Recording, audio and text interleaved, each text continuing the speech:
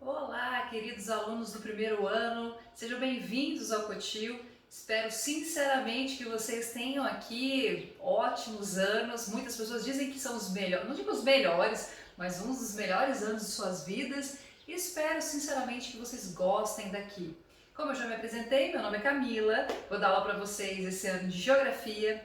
E assim, gente, o bacana esse ano especificamente, apesar da gente ter essa condição remota ainda, apesar da gente não se ver presencialmente, né, claro, mas a coisa interessante é que esse ano nós estamos mudando um pouquinho alguns conteúdos de geografia, como a gente teve uma readequação na escola à nova BNCC, né, ao novo ensino médio. Isso permitiu que a gente tivesse também uma nova, totalmente reformulação do que é o conteúdo de geografia, e eu espero que vocês gostem, tá bom? Eu quero construir esses novos conteúdos com vocês. Eu vou propor vários temas aqui, mas eu espero que vocês também colaborem comigo, dizendo se tá legal, se não tá legal, deem ideias, tá bom? Coisas que a gente pode fazer, coisas que a gente pode não fazer. Enfim, tô aberta aqui. Vocês vão ver que eu sou super tranquila, super de boa, tá bom? Eu gosto muito de ouvir vocês. Como eu falei no meu vídeo de apresentação, eu gosto muito de ouvir os alunos, de me relacionar com vocês, né, de conversar com vocês. E vocês vão ver, gente, que eu falo muita besteira, às vezes escapa um palavrãozinho, tá? Eu tento maneirar aqui, mas às vezes escapa.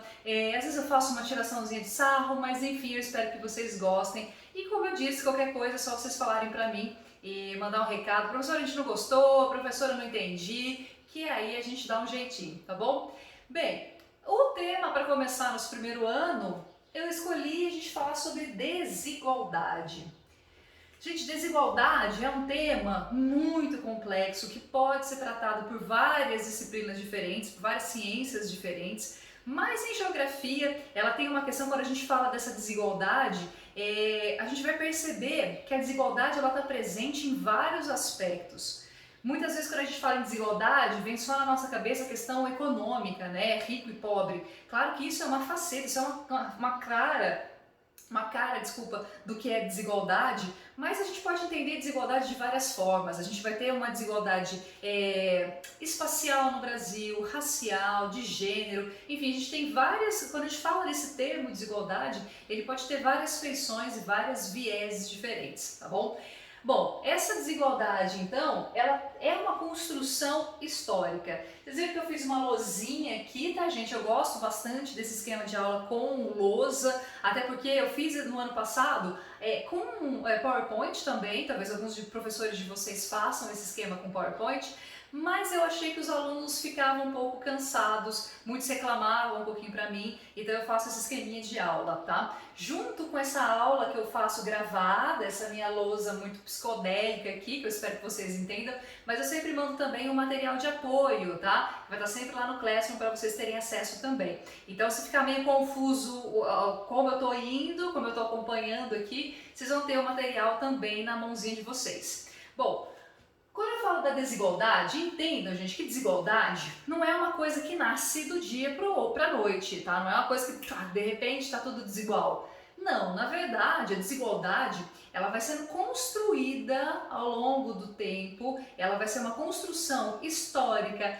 material, porque está presente ali no espaço. Ela muitas vezes tem uma feição cultural. Quando a gente fala de discriminação racial, discriminação de gênero, tem também essa questão da cultura. Ela pode ter uma desigualdade, como eu falei, já espacial, porque muitas vezes a gente vai ver desigualdades em diferentes lugares, por exemplo, se eu pensar em periferia, se eu pensar nas regiões brasileiras. Então é toda uma construção. É a mesma coisa que eu pensar em vocês mesmos, tá? Pensem em vocês como pessoas. Claro que a gente tem a questão de quem vocês são, claro, né, como temperamento, caráter, mas vocês tiveram influência para ser dessa forma que vocês são, para pensar da forma que vocês pensam. Vocês têm também a influência da família, da escola, de um outro professor, do lugar onde vocês vivem, da religião. Então, da mesma forma como vocês sofrem influência, vamos pensar que essa desigualdade ela também é algo que vai sendo construído historicamente. Como eu falei, tem vários, a gente pode falar que nós temos vários tipos diferentes de desigualdades, e aí eu quero me ater mais especificamente, gente, à América Latina. Porque como a gente depois vai cair falando do Brasil, né, como muitas vezes eu vou falar sobre o Brasil nas nossas aulas, é importante a gente entender que o Brasil, se ele está dessa forma que ele está, é um processo histórico que se relacionam também com outros processos mais amplos, né, com uma história mundial, como por exemplo o sistema capitalista internacional e não só com as questões relacionadas com o Brasil. Então, antes de falar de Brasil especificamente, eu vou falar um pouquinho sobre a América Latina, para a gente tentar entender a condição que esses países dessa região especificamente vivem com ou vão construindo essa desigualdade que eu falei para vocês. Gente, olha como não dava para ser diferente na América Latina. Olha como a gente não tinha muita escapatória da desigualdade, mesmo do subdesenvolvimento. Tá? Olha como nosso único caminho seria mesmo ser países subdesenvolvidos. Quando a gente realmente se transformou em país, né, na verdade não foram os povos daqui que realmente fizeram os países da América Latina. A América Latina, a América como um todo, vamos colocar assim, ela foi descoberta, a palavra certa é apropriada pelos países europeus, e isso vai acontecer durante o período conhecido como Grandes Navegações. Nas grandes navegações a gente tinha alguns impérios que eram daquela época, né, Portugal e Espanha, depois você vai ter França, Inglaterra, Holanda, esses países nos seus barquinhos que eram péssimos, mas que é o que tinha para a época, se avançam, né, vão para o meio dos oceanos aí, vão achando novos territórios, e aí o principal deles para a época vai ser a América Latina. Eu falo Latina, mas a gente vai colocar também a América como um todo, Estados Unidos e Canadá também, tá? Esses lugares, eles vão ser apropriados porque os europeus, gente, vê a chance de se apropriar, de pegar recursos que de repente eles não tinham, que poderiam trazer uma série de riquezas. A priori, claro que eles queriam metais preciosos, né, já que a gente estava também saindo ali do mercantilismo, mas né, ainda tinha essa influência. Você tinha como forte valor ali ouro e prata, mas a gente vai ver que não são só esses os produtos que são apropriados ou que são produzidos para gerar riqueza para os países europeus. Você tem aqui no caso brasileiro o pau-brasil, a gente vai ter cana-de-açúcar, mas são produtos que realmente vão ser produzidos para enriquecer os países europeus. Então, quando a gente tem essa dominação dos países europeus, raras exceções, né? Algumas regiões dos Estados Unidos, o Canadá também, algumas áreas, que você tem uma outra forma de colonização, que a gente chama de colonização de povoamento. O restante da América vai sofrer principalmente com uma colonização que a gente chama de exploração, né? Uma colonização de exploração. Quer dizer, a intenção deles não era criar um país de fato, não era realmente desenvolver aquele lugar, era sim pegar os recursos e levar para a Europa para eles enriquecerem, tá bom? Então daí a gente já vê que não vai dar bom, né? Daí a gente já vê que o negócio vai ser problemático. Esses lugares, então, eles são apropriados, cria-se sim vários países, várias colônias, né? A priori somos colônias. E aí, gente, essa apropriação vai formar uma coisa que até hoje existe, tá? Uma classificação que até hoje a gente usa, que é a famosa DIT, Divisão Internacional do Trabalho. Essa DIT, gente, que é esse nome de Divisão Internacional do Trabalho, nada mais é do que uma espécie de classificação dos países, onde você vai entender qual é o papel desses países no processo de produção capitalista, quer dizer, o que eles são dentro desse processo, o que eles produzem, né? Qual que é o papel deles até numa relação de poder dentro das relações internacionais, quando a gente vê todo o mapa mundi. Bom, a gente vai perceber que nessa DIT, como a América Latina ela foi apropriada, como ela foi praticamente roubada, né, seu território foi apropriado pelos países europeus, então a gente vai ver que desde o início, nossa classificação na DIT nunca vai ser muito boa não. Primeiro, a primeira DIT vai ser dentro desse capitalismo comercial. Lembre-se, gente, que o capitalismo ele tem várias fases, tá? Ele vai passar por várias transformações. Essas transformações estão relacionadas com o processo de industrialização, depois lá na frente a formação de grandes bancos e multinacionais, depois a gente vai ter o capitalismo financeiro e até que a gente tem hoje essa nova fase do capitalismo que a gente vai chamar de globalização. A primeira fase, então, capitalismo comercial, né, quando você começa a ter de fato as grandes navegações, essa apropriação desses novos territórios. A gente basicamente, deixa eu só pegar a canetinha aqui, gente, para vocês verem melhor, peraí. ver então que os países eles vão ser divididos entre colônias e metrópoles. Claro que as colônias eram os países que eram dominados, automaticamente então eram já os pobres, tá? E as metrópoles eram os países que dominaram, né? Eram os ricos, eram os países desenvolvidos para a época pelo menos, eram os donos das colônias. E se você é colônia, gente, não vai restar muita coisa para você fazer dentro desse sistema capitalista. Porque o que você tem para vender? O que você tem para ganhar dinheiro? Você tem produtos primários. Então você vai ter ouro, ou você vai ter prata, ou você vai ter cana-de-açúcar, ou você vai ter pau-brasil. Então você tem produtos primários de baixo valor agregado. E em compensação as metrópoles, ainda que a gente não tivesse a industrialização, mas aqui eles já vendiam produtos com um valor de mercado maior, um valor agregado maior. Então aqui já eram produtos manufaturados que não tinham como ser produzidos nas suas colônias. Passado um tempo, né, um bom tempo, a gente tem já a Revolução Industrial. Só lembrando, gente, que essa Revolução Industrial que acontece nos países europeus só é possível graças a uma coisinha que a gente chama de acumulação primitiva. O que é uma acumulação primitiva? É um dinheiro que você ganha ali, que digamos que é tipo uma poupança que serve para você investir em alguma coisa. Digamos que é um dinheiro que você ganha e que é esse dinheiro que você vai de fato conseguir investir nas indústrias, nas máquinas, em todo o sistema industrial, tá? Então, esses países europeus, eles conseguiram acumular muitas riquezas e é essa riqueza que deu origem à Revolução Industrial. Então vejam que é graças às riquezas tiradas da América, principalmente a América Latina, é que os países europeus conseguem de fato se industrializar. Sacanagem, né? Aqui aí a gente começa a ter uma divisão ainda mais nítida, ainda mais clara. Se você é um país que não tem indústria, automaticamente, você é um país não industrializado. Se você é um país não industrializado, gente, o que você vende para ganhar dinheiro?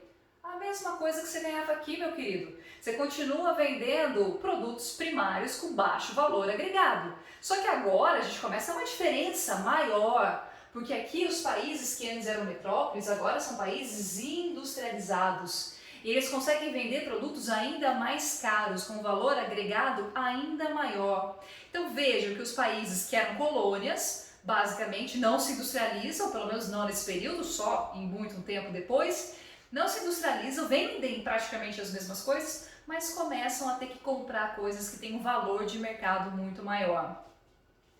Ou seja, esses aqui continuam ganhando dinheiro, só que ganham mais, né? Mais dinheiro ainda. Depois você tem o capitalismo financeiro, você só muda os nomes, mas basicamente a função dos países se mantém. Você vai ter daí os subdesenvolvidos e os desenvolvidos. E atualmente a gente ainda tem algumas diferenças, tá? A gente pode ter os países que são só subdesenvolvidos e não industrializados. Essa é a desgraça da desgraça da desgraça. A gente tem alguns países que são subdesenvolvidos, mas são industrializados. É o caso de Brasil, Argentina, México, Índia. Eles têm um processo de industrialização, mas ainda assim eles estão atrelados aos países que a gente chama de países do centro, países que são mais desenvolvidos, porque eles ganham dinheiro aqui, aqui, aqui, continuam ganhando dinheiro. E atualmente esses países desenvolvidos não é só produtos industrializados. É produto industrializado de altíssimo valor, de altíssima tecnologia. Eles inclusive conseguem fazer certos acordos que os pobres não conseguem. Eles conseguem fazer, digamos, uma movimentação na geografia política do mundo que os países subdesenvolvidos não conseguem. Então essa vantagem, ó, que eles vão acumulando aqui e aqui e aqui, isso, gente, se perpetua e aí a gente começa a ter, começa não, né? A gente continua com esse processo então de desigualdade entre os países. Atualmente, como eu falei, a diferença é que você até pode ter países que se destacam mais, que eles não são considerados desenvolvidos por uma série de fatores, mas eles também não são pobrinho não. O maior exemplo que a gente tem é a China, tá, gente? Aliás, se vocês quiserem, depois a gente pode fazer uma aula só sobre China. A China, gente, é uma coisa muito louca, porque ao mesmo tempo que é socialista, é capitalista. E talvez seja o país capitalista um dos mais importantes, se não o mais importante atualmente. Ele não ganha dos Estados Unidos em termos de PIB, em termos de venda, mas, gente, o crescimento da China é algo que ninguém consegue acompanhar, tá? Então, atualmente, nesse mundo globalizado, digamos que eu não tenho só duas coisas, eu tenho mais complicantes ali. Mas, no fundo, o que eu quero que vocês entendam é que se o sujeito foi pobre aqui, aqui e aqui, dificilmente ele vai conseguir ficar rico, tá? Que é triste, né, gente? Vocês estão percebendo o que eu tô falando? Que nós brasileiros aqui, ó, nós estamos, né, lascados mesmo, tá bom? Essa situação da América Latina ao longo de toda essa divisão da DIT, ao longo de todo esse desenvolvimento do sistema capitalista, faz com que a gente se mantenha, então, numa situação que a gente chama de periferia. Quer dizer que nós não somos o centro do mundo. Economicamente, a gente meio que tem que viver com o que acontece no mundo inteiro. Então, se o Brasil está vendendo uma coisa, é porque o mundo quer comprar. Mas a gente não consegue vender outras coisas, a gente não consegue fazer produtos de alta tecnologia, de alto valor agregado, porque nós estamos nessa situação histórica que eu mostrei para vocês, tá? Temos outros fatores? Claro que sim. Tá, gente? Não entendam que só isso determina que o Brasil vai ser um país pobre, tá bom? Aliás, a gente não é exatamente pobre, tipo país africano. A gente é considerado país em desenvolvimento, apesar da desgraça que nós estamos vivendo em 2019, 2020. E agora espero que 2021 não. Mas enfim, claro que não é só isso, não é só essa condição do capitalismo que explica a história brasileira. A gente tem outras questões. A gente tem outras coisas particulares do território brasileiro que explicam a nossa situação atual. Porém, quero que vocês entendam que, apesar das nossas particularidades, a gente está dentro, então, dessa grande história mundial e isso tem uma consequência para a história brasileira, tá? Essa situação, então, a gente não consegue, a gente nunca, gente, ou dificilmente chegaremos num patamar de país tipo os Estados Unidos, tá bom? Porque você ser subdesenvolvido não quer dizer que você vai alcançar o país desenvolvido. Você nunca vai ser como esses países, porque na verdade o subdesenvolvimento não é uma fase, ela é uma necessidade. O sistema capitalista como um todo, ele precisa que você tenha países e pessoas pobres, subdesenvolvidas, porque é assim a exploração desse grupo de desigualdades que o rico de fato fica rico, tá, gente? Que os países ricos de fato conseguem manter esse padrão de desenvolvimento. Ou seja, nós vamos se manter sempre nessa situação de periferia, a não ser que alguma coisa realmente mude, o que por enquanto não parece que vai acontecer.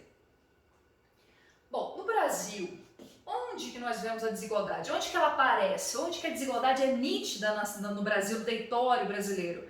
Gente, a gente pode ver essa desigualdade em vários lugares. Se eu pegar e mostrar aí para vocês a diferença entre ricos e pobres, entenda, gente, que quando eu falo rico, tá, tem muitas pessoas, vocês vão ver, talvez alguns professores até comentem com vocês, que eu tenho um apelido na escola eu sou chamada de burguesa. Acho totalmente desnecessário isso, tá bom? Mas na verdade, quando a gente fala da burguesia ou dessa classe média brasileira, a classe média brasileira, ela se acha rica. Ela acha que porque ela tem um carro ali zero, que ela pagou com um carnezinho de 60 vezes, né, que ela vai ter que pagar em 60 meses aí, ela acha que isso faz ela ser rico. O fato dela ter uma casa própria, que nem é tão grande, o fato dela poder viajar de vez em quando, 2020 nem deu, né? Mas se ela for viajar, ela tem que parcelar no cartão de crédito. E esse grupo de pessoas não são as pessoas ricas. Vocês, sinto dizer isso pra vocês, tá, gente? Acho que talvez uma ou outra exceção aí, mas a maioria de nós não somos ricos. Gente rica é uma gente que tem uma riqueza que, se ela torrar a riqueza dela, ela não vai conseguir torrar tudo de uma vez. Ela não vai comprar simplesmente uma casa, ela vai comprar uma, duas, três mansões onde ela quiser, tá? E muitas vezes não só no Brasil, ela pode escolher outros lugares do mundo e ela vai comprar e muitas vezes ela não vai financiar, sabe? Que nem os pais de vocês às vezes faz, que financia a casa própria. Então, não existe, porque rico não precisa disso, tá? Ele até pode às vezes pegar lá no BNDES um financiamento para comprar, mas na verdade é só para facilitar a compra, porque ela tem dinheiro. Ela não vai comprar um carro em várias vezes no carnezinho, não. Ou ela compra um carro à vista, ou ela compra um avião, se ela quiser. Se ela quiser viajar, ela não vai esperar as férias, sabe? Para ela viajar, eu vou esperar ficar de férias, e aí eu vou parcelar tudo no cartão de crédito em 20 vezes. Não, meus amores, a pessoa que é rica de verdade, ela pega e ela vai, na hora que ela quer, e ela paga tudo na hora, porque ela não precisa parcelar não, tá bom? Isso é riqueza. E a classe média brasileira, ela acha que ela é rica, ela não é. A grande maioria também vai ser proletariado, porque a grande maioria trabalha para alguém. Isso é uma diferença que é a primeira coisa que a gente tem que entender. A outra coisa que a gente tem que entender, a diferença entre esse grupo de ricos e o grupo de pobres, Não é uma diferençazinha, tá? Não é uma rua de diferença, é um abismo de diferença. É uma situação que a gente vai ter grupos de pessoas que ganham uma quantidade de dinheiro que provavelmente a gente nunca vai ver, tá? Espero que vocês vejam, tá bom, gente? Espero que vocês fiquem ricos assim. Eu sou professora, provavelmente não vou ver isso nunca. Mas quando eu falo de riqueza, é algo surreal, é um grupo mínimo de pessoas que tem praticamente 50% da riqueza do país. E você tem uma grande maioria que não ganha 2 salários mínimos. Isso é desigualdade. Tem gente que vai dizer assim, mas a gente tem desigualdade também nos países ricos. Tem, de fato. No país rico, de repente, você vai, sei lá, para Islândia, né, que é frio para um caramba, você vai para a Islândia, vai ter gente que ganha 10 salários mínimos e alguns ganham 5. É a desigualdade que a gente pode ter lá. Aqui não, minha gente, aqui é uma coisa gigantesca. Então, a primeira desigualdade é essa diferença entre ricos e pobres, que aliás só piorou depois de 2020, graças à pandemia e graças à ótima organização do governo federal. Nós vamos ter uma diferença gritante entre IDH das regiões brasileiras, dos estados brasileiros. Vocês vão ver que enquanto a gente tem estados que tem o IDH lá em cima, tem estados que tem o IDH lá embaixo, a gente vai ter diferenças, inclusive, gente, pelas mortes de Covid, tá? Se vocês olharem, a maior mortandade de pessoas está justamente nos estados que são mais pobres, que são mais subdesenvolvidos. E é meio óbvio, né? Se você tem um estado que é pobre, ele tem poucos hospitais, ele tem poucas condições, infraestrutura e tal, então a chance de você ter mortalidade por Covid vai ser muito maior. E a gente vê isso muito claramente nas cidades brasileiras. Eu vou colocar aí no vídeo para vocês darem uma olhadinha em alguns mapas de São Paulo, tá, gente? Da cidade de São Paulo. Gente, quando a gente pensa nessa estrutura desigual, é muito interessante, ou interessante no sentido geográfico, de estudar, mas não para as pessoas que vivem, obviamente. Nós vamos ter também uma grande discriminação racial no Brasil, tá? E isso é muito nítido nessas imagens, nesses mapas que eu vou mostrar aí para vocês, que vocês vão perceber onde mora a maior parte dos brancos na cidade de São Paulo e onde mora os pretos na cidade de São Paulo. Onde está localizado as pessoas que ganham mais dinheiro em São Paulo e onde está localizado as pessoas que ganham menos dinheiro. Vocês vão ver que é muito nítido que essa questão da desigualdade, ela tem não só um aspecto econômico, mas ela também tem um aspecto espacial, tá? A gente percebe ali no espaço geográfico essa desigualdade entre ricos e pobres, entre brancos e pretos. E a gente não vê tanto no espaço, não vou mostrar hoje, a gente vai ver em outras aulas, que a gente também tem uma desigualdade de gênero, tá? O Brasil é um país extremamente machista e isso a gente vê mais adiante, não vou adentrar hoje, senão vai pirar a cabecinha de vocês aí. Como eu falei para vocês sobre discriminação racial, eu quero falar com vocês um aspecto específico dessa segregação espacial e desse racismo que a gente tem no Brasil. Mais especificamente, eu quero falar um pouquinho com vocês sobre esse mito desse processo de democracia racial brasileira. Quer dizer, tem muita gente que vai dizer que o Brasil, que isso que eu estou falando para vocês, ó, essa discriminação, essa segregação, que não é só pobre e rico, mas também que é preto e branco, que na verdade eu estou fazendo drama, que o Brasil é um país que não é racista. Não é racista, gente? Vamos ver um pouquinho, vai? Eu vou apagar essa lousa, vou escrever outra, e aí vocês esperem um pouquinho, tá? Que eu já volto. Espera só um minutinho, não vai demorar muito.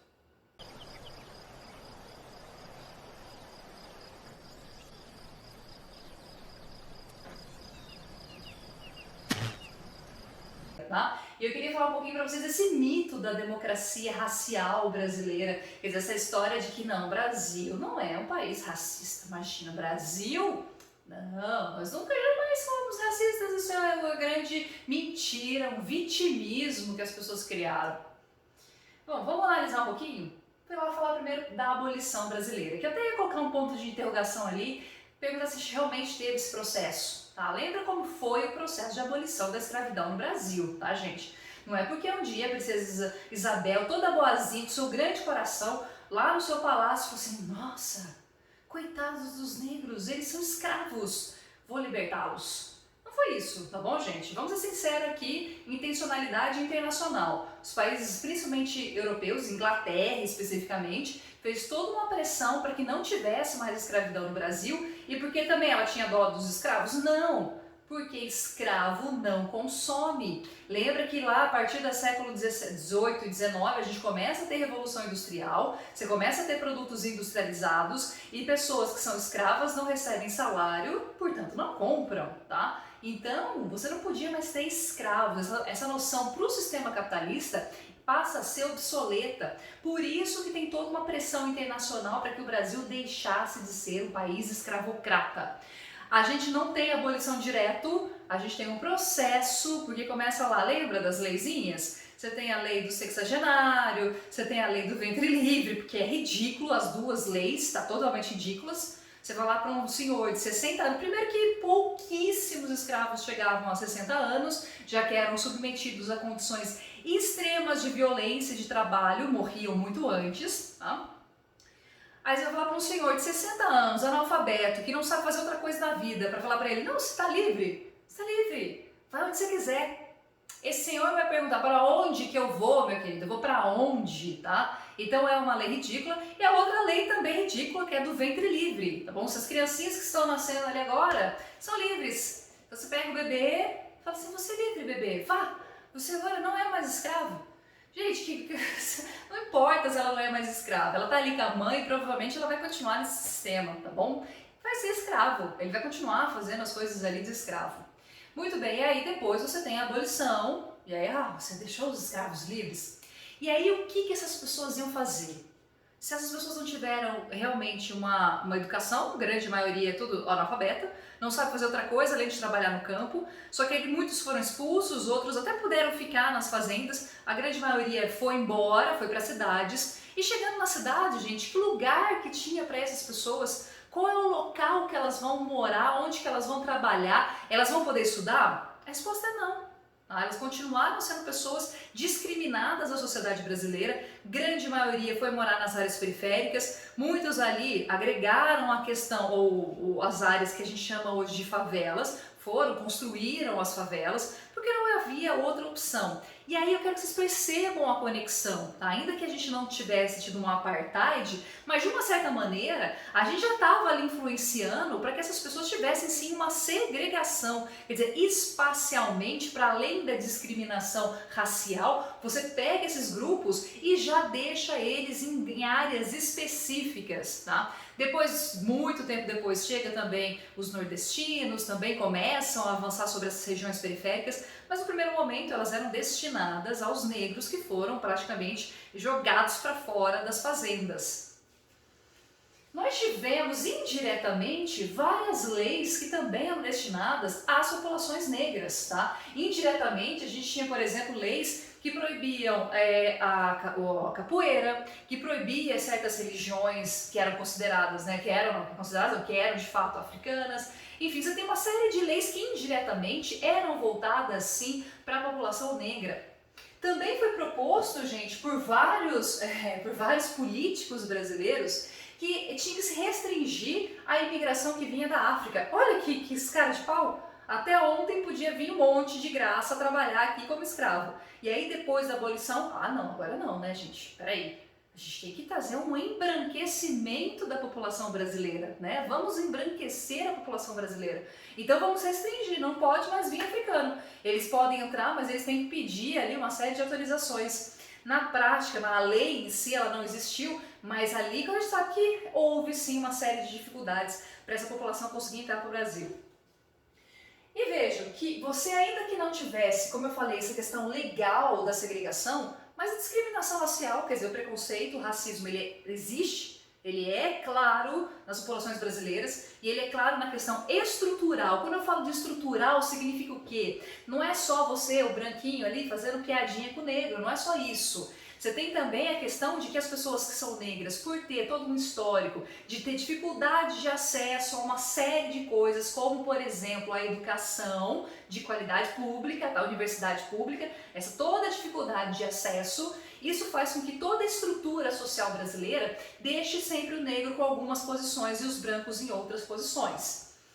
Muito claramente, eu vou pôr uma foto aí para vocês. Se você pega cursos de medicina no Brasil, você até pode ter uma ou outra pessoa preta, mas no geral você vai ter o quê? Pessoas brancas. Eu não lembro quem exatamente tirou uma foto, eu vou ver se eu acho para colocar aí para vocês, tiraram uma foto de costas, tipo um auditório do curso de odontologia, e aí tira uma foto, as pessoas estão todas de costas, mas tem um número gigantesco de meninas loiras de cabelo liso, tá? Parece que é um monte de clone que colocaram ali. Você não vê pessoas negras. Isso é a questão estrutural. Vamos falar sobre o COTIL, gente. O COTIL, a gente vê isso muito claramente em relação aos professores. Quantos professores negros vocês têm? Tá? Quantos professores negros tem na escola? E isso não é só no COTIL, isso é na Unicamp como um todo, isso é basicamente em todas as estruturas sociais que nós temos no Brasil, tá? Tem um vídeo até que mostra, né, se coloca uma pessoa branca e várias imagens para ela. E aí você tem a imagem de um negro correndo e a imagem de um branco correndo. Quando é o branco correndo, a pessoa fala assim, ele tá fazendo esporte, ele tá praticando algum tipo de esporte, corrida. Quando é o negro correndo, ele tá fugindo. Ele tá com uma cara estranha, parece que ele tá fugindo de alguém. Esse é algo que está na nossa cabeça tão forte ali, tão arraigado, que muitas vezes a gente não percebe, tá? Em São Paulo, eu coloquei aqui o exemplo da cidade de São Paulo e vou colocar para vocês aí vários mapas. Esses mapas mostram, gente, que se você analisar onde moram as populações mais negras, onde estão as populações negras na cidade de São Paulo, você vai ver que são nas periferias, tá? Não é no centro. O centro mora principalmente as pessoas brancas. Quando você vê quem tem que trabalhar em alguns lugares das áreas brancas são quem? Os negros, quer dizer, onde eles mais trabalham são no centro da cidade de São Paulo. Se você pegar a renda dessas pessoas, a renda vai ser muito inferior nas áreas periféricas. Se você pega o tipo de trabalho dessas populações negras, vocês vão ver que dificilmente são populações que são médicas, engenheiras, por quê? Por conta do racismo estrutural que está espacializado, que é claro, que é visível no espaço geográfico brasileiro. E é por isso que eu queria trazer isso para vocês, porque o racismo ele não está só nas relações, ele está também ali de uma certa forma mostrando a segregação que nós temos sim entre os grupos, entre essas pessoas diferentes.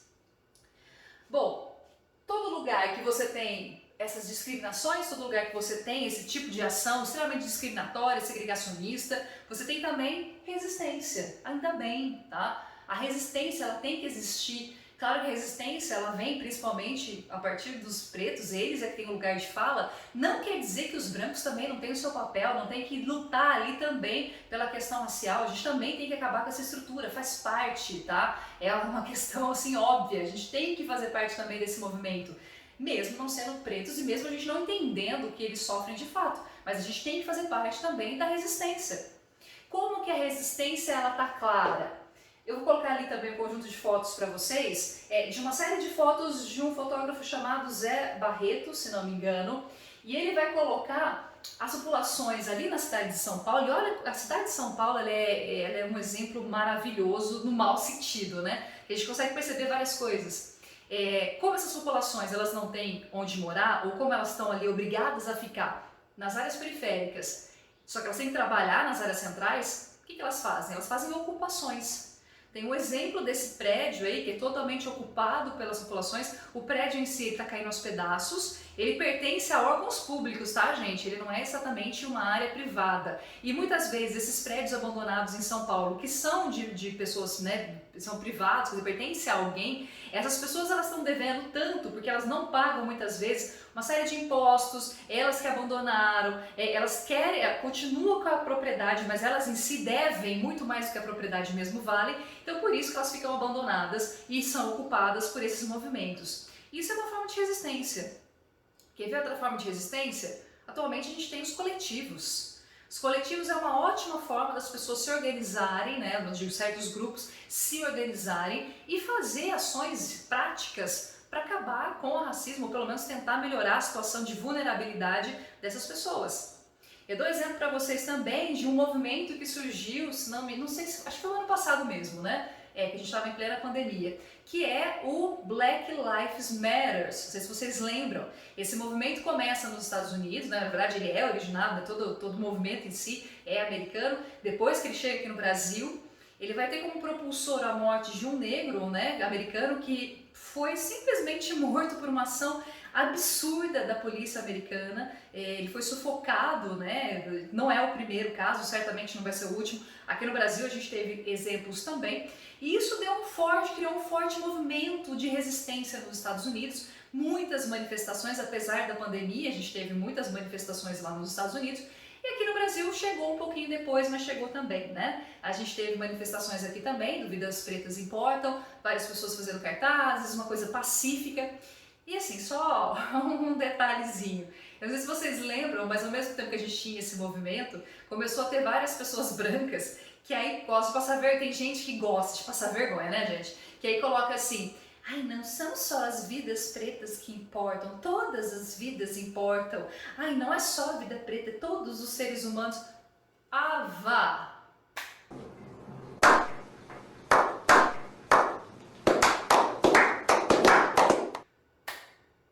Gênio! Sério mesmo? Você conseguiu pensar numa coisa dessa sozinho? Parabéns, querido, você é genial! Ô imbecil! É lógico que todas as vidas importam, não é essa a questão. A gente não está dizendo que a vida branca vale menos, pelo amor de Deus. A gente só está querendo dizer que em alguns períodos a gente tem sim que se unir para que a violência contra as populações negras, elas acabe, essa violência ela não pode mais existir. E ela existe sim, tá? De várias formas diferentes, e ela existe sim. Quando a gente coloca que vidas pretas importam, a gente não está dizendo que a vida do branquinho ali, do Mauricinho, vale menos. Não, gente, todas as vidas é óbvio que importam. Só que a gente está querendo dizer que em alguns períodos a gente tem sim que prestar atenção num grupo especificamente, e aquele momento era o momento da gente se concentrar sim na população negra, tá? Que vive até hoje uma condição de vulnerabilidade que é muito séria, tá bom? Isso não é vitimismo, isso é história. Então, por favor, parem de reproduzir besteira. Eu sei que a maioria de vocês não reproduz, tá bom? E eu sei que a maioria de vocês não vão ficar falando essas besteiras por aí, tá? Tenho certeza disso. Bom, gente, então é isso. Espero que vocês tenham entendido a aula, espero que vocês tenham gostado também da aula, tá? Qualquer reclamação, qualquer dúvida, podem mandar alguma mensagem para mim, seja no Classroom, seja aí no YouTube mesmo, tá? Eu vou fazer essas aulas assim, mas se vocês quiserem, a gente pode fazer as aulas tradicionais, como outros professores fazem, né, no PowerPoint, e a gente vai se encontrar, tá bom? A gente sempre vai marcar reuniões no Meet ali, pra gente conversar, pra gente bater papo, pra discutir essas questões. Espero que vocês tenham gostado, espero que vocês tenham entendido, e mais uma vez sejam bem-vindos ao Cotil, tá bom? Espero que a gente se dê bem, tenho certeza que a gente vai se dar, tá bom? Beijo pra vocês e até outra semana, gente. Tchau, tchau!